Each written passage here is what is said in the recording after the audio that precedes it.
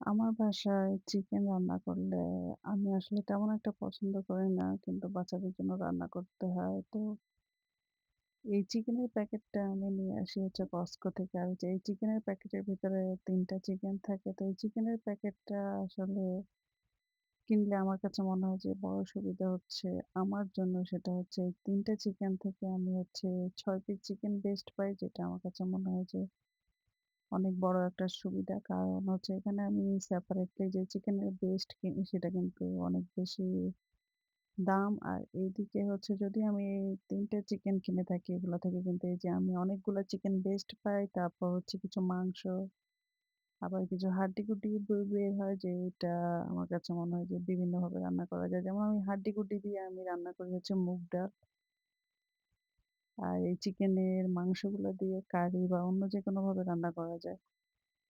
আর এদিকে হচ্ছে চিকেনের বেস্ট কিছু আমি কেটে নিচ্ছি কারণ হচ্ছে আমি এগুলো রেডি করে নিবো। কারণ পরে বাচ্চাদেরকে এগুলা দিয়ে শর্মা বানিয়ে দিতে পারবো বা ওরা ফ্রাইজ এর সাথেও খেতে পারবে। আর আমি এই চিকেন গুলা রান্না করলে সবসময় হচ্ছে আমি এগুলাকে আগে হালকা ভেজে নিই। কারণ এই চিকেন গুলা রান্না করলে যদি ভেজে নিই তাহলে কিন্তু আমার কাছে মনে হয় যে এই চিকেনের স্বাদটা অনেক বেশি ভালো হয়। আর এদিকে হচ্ছে আমি শর্মা চিকেনটাও মেরিনেট করে নিচ্ছি। আর অন্যদিকে হচ্ছে আমার চিকেনটাকে এখন আমি বসিয়ে দিব। আর আমি চিকেন, গরু যখনই বাসায় রান্না করি না কেন সেটার সাথে কিন্তু আমাকে আলু দিতে হয়। কারণ বাচ্চারা আলু ছাড়া খেতে পারে না। তো ওদের কথা চিন্তা করে হচ্ছে আমি সবসময় মুরগির মাংস, গরুর মাংসের সাথে সবসময় আলু দিয়ে থাকি। আর আমি যেহেতু এটা কারি করব, একটু ঝোল, ঝোল করে করব। তো এইদিকে হচ্ছে আমার চিকেন রান্না শেষ। আমার চিকেনের ফাইনাল লুক। আর এখন হচ্ছে আমি বসিয়ে দিচ্ছি হচ্ছে শর্মা চিকেন।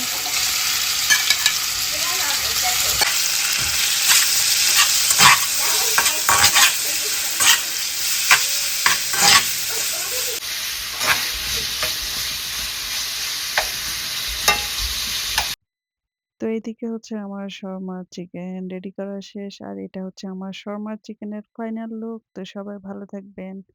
আল্লাহ হাফেজ।